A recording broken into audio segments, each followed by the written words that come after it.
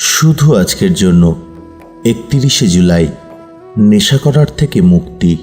Narcotics anonymous আমাদেরকে শুধুমাত্র একটাই প্রতিশ্রুতি দেয়, আর সেটা হলো নেশা করার থেকে মুক্তি। সেই সমাধান বহুদিনের চেষ্টাতেও যা আমাদের নাগালের বাইরে ছিল। বেসিক টেক্সট, পৃষ্ঠা নাম্বার 102। এনে সক্রিয় নেশাশক্তি থেকে মুক্তি ছাড়া আর কোনো প্রতিশ্রুতি দেয় না।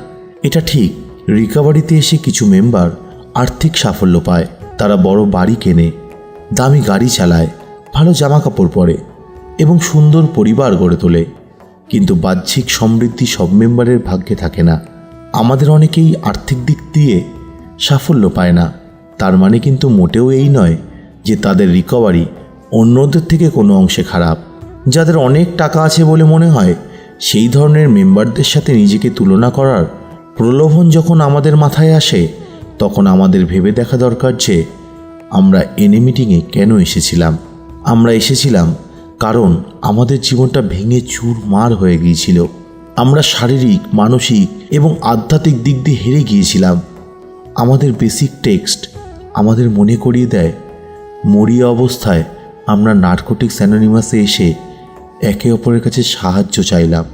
আমরা এসেছিলাম কেননা আমরা হেরে গিয়েছিলাম। একজন নেশারির জন্য একটা দিন নেশামুক্ত থাকাটাও একটা আশ্চর্য ঘটনা। এটা মিরাকল।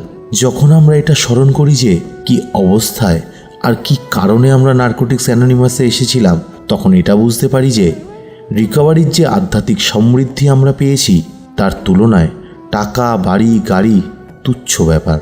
শুধু আজকের জন্য এমন একটা আধ্যাত্মিক উপহার আমাকে দেয়া হয়েছে যা ধন সম্পত্তির চেয়েও মূল্যবান, যা হচ্ছে আমার রিকভারি। নেশা করা থেকে মুক্তি পাওয়ার জন্য আজ আমি আমার উপলব্ধ ঈশ্বরকে ধন্যবাদ জানাবো।